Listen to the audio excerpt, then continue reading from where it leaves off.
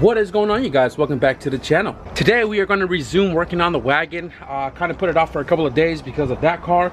This car is going to be going tomorrow, hopefully. Right now we are about to start working on the rear T-bracket for the K20 all-wheel drive transmission, because we ain't have one.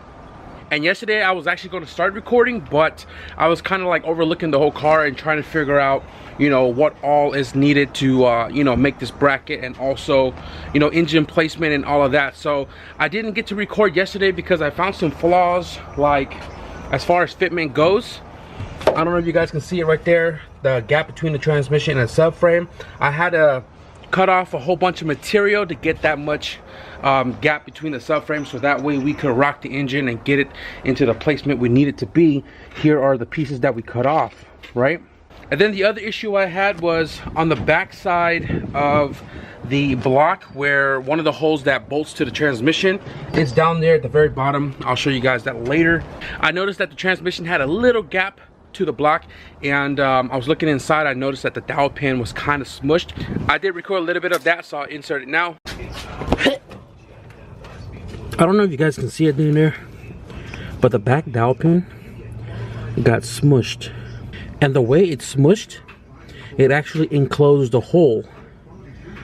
And I figured this out by trying to bolt the transmission up with this hole down here, and it wouldn't thread. And this hole right here is going to be a mounting point for the custom rear bracket I'm going to make. And because it wasn't threading, I had to figure out what was going on. Stuck my phone down here with the flashlight on, zoomed in, noticed that the dowel was crushed. So took all the bolts out about maybe, I don't know, an inch, half an inch maybe. I'm gonna see if I can try to fit a cutoff disc, a brand new one, 4.5 inch disc, to cut that section off, or a sawzall, just so I can close the transmission back up, have that hole wide open again so we can bolt the 17 down, and then we'll start making that bracket. I don't know if you guys can see it right there. I pried the case a little bit more, was able to fit the grinder in there. Now I'm just trying to fish it out, show you how smush it is.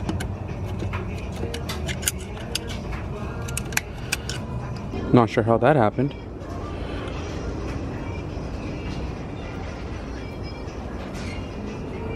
We now have a 17 mil threaded into the hole, and the reason why it was like a crucial part to get that hole to be threaded is because it is one of the holes we're going to be using to have a mounting point on the rear bracket.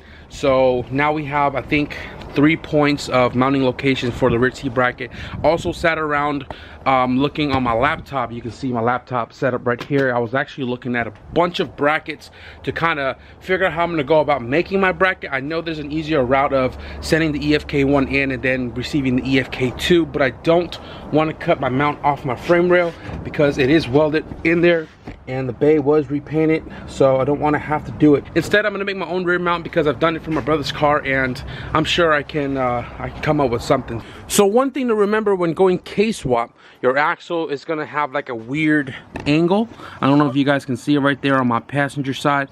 Okay, I'm trying to stand like, you know, in line with the half shaft, and you can see the axle is kind of like angled backward, and that is the reason why they have the lean mount. The lean mount actually, you know, makes the engine lean forward, right, to bring the axle, the bottom end of the engine, to go backward to get that axle placement straight. Now I've been running it like this. I've never had an issue with it, but it just looks, it looks like something could possibly break. But you know, I don't question the things that's been working. So the engine now finally rock after cutting off those you know, those tabs that was interfering with the subframe. So we can kind of get a little bit better axle placement, not by much, but the best that we can. Also, with the engine being able to move around, we can at least try to get the transfer case to get as high up as we can, so that the transfer case is pointing directly to the viscous coupler and not pointing down. Yeah, Jesus. All right.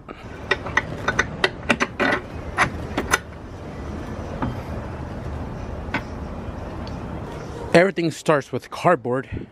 So just by looking at this, I can already tell this one's gonna be pretty simple. It's gonna come off of this side of the motor mount. It's gonna maybe angle a little bit, probably somewhere here, just so I have access to you know, putting these bolts on. And this one come this way, bolt to this guy. This is already threaded for 17. I'm gonna drill a hole at the end of the cardboard, put a bolt in it. So on this side of the motor mount, I'm gonna have to go from here and go down to this bolt right here, this hole. And I don't have a big sheet of metal to make this one like triangulated plate. I'm gonna go ahead and cut this out of cardboard real quick, kind of make a couple different ideas on how I'm gonna go about this and tying it in with everything else to go to this guy down there. Second cardboard template, somewhat mocked up. The bolt is in there, and I don't know if you guys can see it, but see how this is a weird angle from this guy over here? So I'm gonna have to find a way to kind of like bridge these two together, which I don't think is a really big deal. It's just you know, given that the placement of the two legs are just so offset from each other that it looks complicated. But so I think what I'm gonna do right now is I'm gonna cut these two guys out of metal and then kind of get it fixed into place so it's not flimsy and flopping around because it's cardboard, and then we'll work our way to that third mount down there. Up next we got the EF God himself, Dana, young static. This dude is comedy, pure comedy. You guys ever meet this guy in person? He is the coolest, chillest dude who will make you laugh. His laugh fucking kills me because that shit's funny, and he's a dope ass dude. Love him. Make sure you guys subscribe to his channel. He's also doing, I think, be sure to hit up Lazy Man Garage. Right now, but he's building subscribe to my boy. Wagon. Don't worry guys, I'm still listening to Lazy Man Garage. It's like a podcast. I have right here 2-inch 3/16 4 feet long, I believe, and this is what I'm going to use as far as making my, you know, mounts go. You can see it's like a perfect fit to my template, and this was randomly cut. I didn't even measure this, but it was meant to be. I could have gotten this for a lot cheaper at the scrapyard. 5 feet of this probably would have been like 10 bucks. This alone, 4 feet, was like $15 at Home Depot, but I didn't want to, you know, drive further to go get it. So this will work perfectly fine, and I think the thickness should be all right too, because once everything's tied in, it's going to be a really nice, strong, you know, bracketry. And if I forgot you, I am sorry. It's just I'm trying to keep the video kind of short, but not too crazy long. And you know who you are, and you know, how about other content creators? Because that's what, without them, without us, there is no YouTube. So even though I'm a small channel, I still want to help out big channels. I want to help out little channels. Alright guys, so I had to take off. It is 7:17 as of right now, and had to go take care of some business. So we're back in the garage. I'm not sure how long I'm gonna be in the garage because it is cold. My propane is still empty, and I think all I'm gonna do right now is I'm gonna cut my plate, test fit it one more time, and you guys probably already seen just now that the wagon is over there and this car is here. It's crazy. The whole neighborhood just lost the light. No street light, no nothing.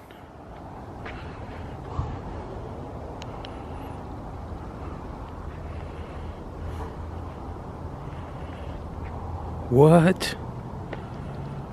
It's crazy.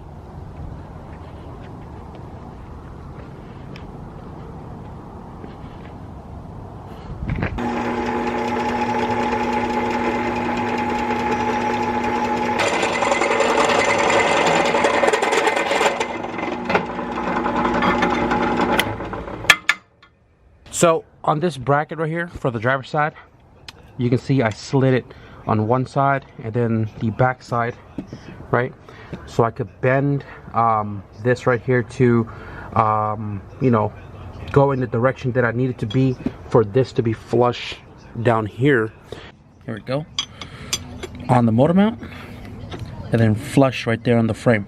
So now I'm go ahead and cut the second one out, get the other one fitted the same way, slice it if I have to, and what I got to do to get these two guys to tie in together right now without enclosing it is I got to make a back plate for this part of the mount, so that way we can put the bolts on, and then this one right here will be welded onto one side of the plate, and then the opposite side will be welded onto that plate while that plate is bolted to the mount, and that'll hold these two guys in place so we can come up with the third mount. So this right here is the second plate. Show you guys. So you can see it's flushed on the mount, and it is flat against the mounting point. Well, it was flat because the bolt is not bolted down right now, but pretty much this is the other side on the passenger side mount. It's pretty straight. I'm not 100% sure if it's like slightly diagonal, but it looks pretty straight. But it's flush for all that matters. And again, you can see the offset right there on this one, and I'm gonna weld those seams to make it more stronger. So this is the back half of the motor mount that used to connect to the, you know, the polyurethane bushing side of the mount, and pretty much got to make a plate to fit inside of this, and then drill the holes accordingly so we can bolt this back into the mount to connect to our new bracket. Probably just gonna knock it out real quick. Well, this is too cool, so I just randomly stuck this flat stock in here, and it is actually the perfect width. So now I just got to cut how much I need off to fit perfectly in there, and then we'll mark out those circles and drill them out. That was pretty cool.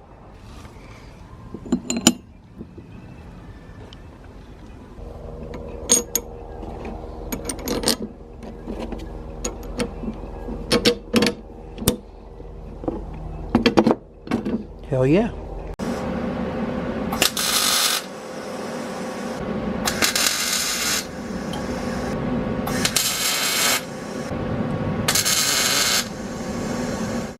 Abu Dhabi. What is going on, guys? It's been 2 days since the last clip, and the car that I showed you guys here has been stripped and went to the junkyard today. I actually spent my morning in the storage, moving stuff around, moving stuff in, building the shelf that used to sit over there in the storage so we can make space over there. And then when I came back, I was actually cleaning the garage a little bit. Still looks like a mess. I'm not going to show you guys that, but I've actually been watching Fast and Furious all day, which is why it's like kind of late outside right now. It's like 5:30, and today, ooh.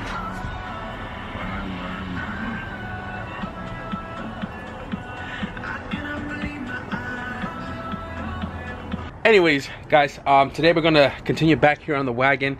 The engine is actually held up on all three mounts right now from where we left off with the left and right side bracket. I needed the jack, so you know, I left the mount in it. It's sitting on its own where I need it to be, and today we're gonna try to finish the rest of the bracket. You guys can't see it there, but I'm gonna get set up real quick, show you what we have from the last clip, and I don't have a hood prop. I'll give you guys a quick little look here. On the passenger side, we have this guy that I had to slice, make it angle accordingly, and that's that. This side, same thing, cut it, angled it, bolted it down, and then right there on the motor mount, there's a plate back there that has two bolts from the you know, previous hole on the motor mount itself, because the Hasport EFK1 is 2 pieces, and that's bolted in place. And then both of these plates are tack welded onto that plate, which is why the engine is holding itself up right now. You can see the tack welds right here in this corner. There's one there, underneath on this side is 2. Sorry guys, I've just been watching, but progress. I made this plate right here. This is the top, or at least I think it's going to be my permanent top piece if this thing would focus. There it is. So this top piece is going to tie the left and the right hand side bracket together. It goes in right here. I got that slight angle on it. It's going to go in right here. I cut this curve right there to give it the curvature it needs, and I'm just going to tack the top part, back part, and I'm going to tack it to this side over here to tie them in together so I can remove this. And I just thought about it, I actually have the damn K20 too over there. So what I can do with the bracket is I can take it over here, mount it on the other side of the motor back here, and then I can pretty much make the rest of the bracketry. So I'm gonna go ahead and weld this right now, and then I'm gonna pull that out and see how much more we need to make. Look at that plate. Whew.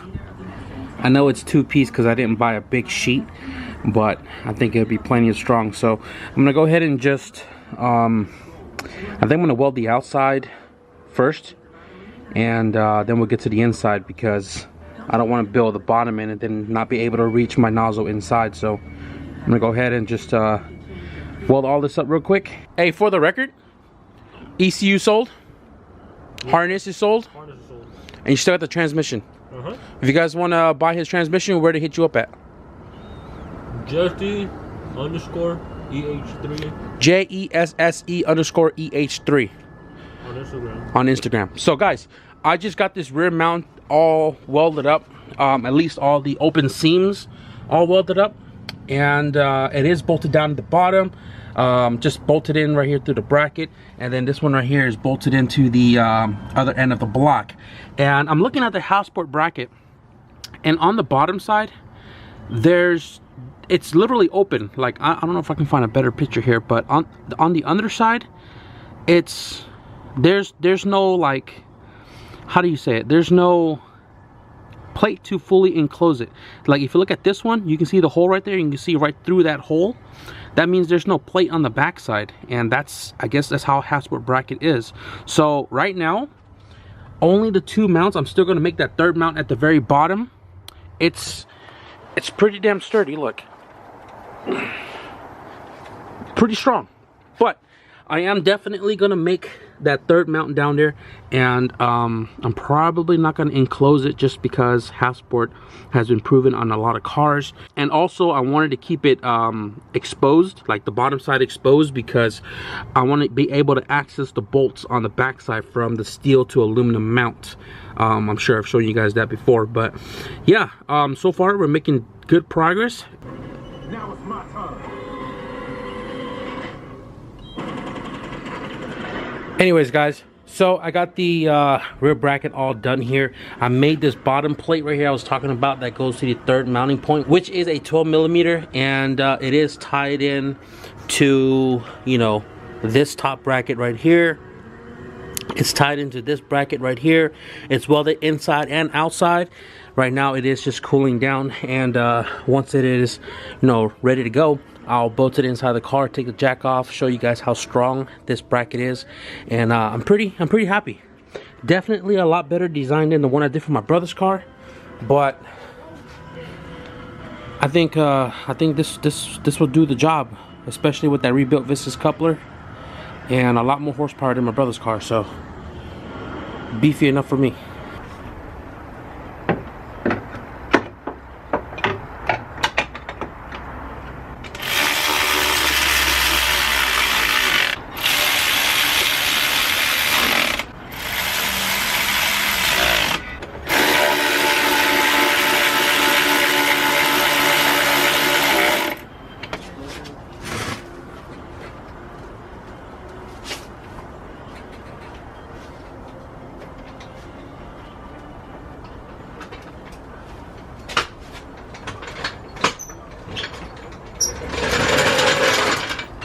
And there you have it, guys. Solid engine movement. Rear T bracket is done.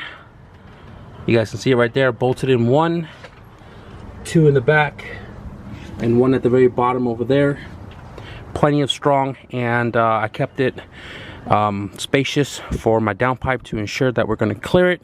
That pretty much sums up the rear motor mount. I'm pretty happy and stoked on the way it came out, and that means we can finally make the big leap into really getting this car all-wheel drive. So now that the motor mount is done, we can install the turbo kit again, and then we can go underneath the car, take measurements for the drive shaft with the adapter on, which I have now, and we can send the drive shaft off to the drive shaft shop so they can shorten it for me, and then we can connect the front to the rear of the differential and make this car all-wheel drive. So that pretty much is gonna wrap it up for this video, guys. I hope you enjoyed it. Be sure to give this video a thumbs up if you guys did, and if you guys want to see some all-wheel drive wagon launches, be sure to hit the subscribe button. But with that being said, thank you guys for watching, and I'll see you guys in the next video. Peace.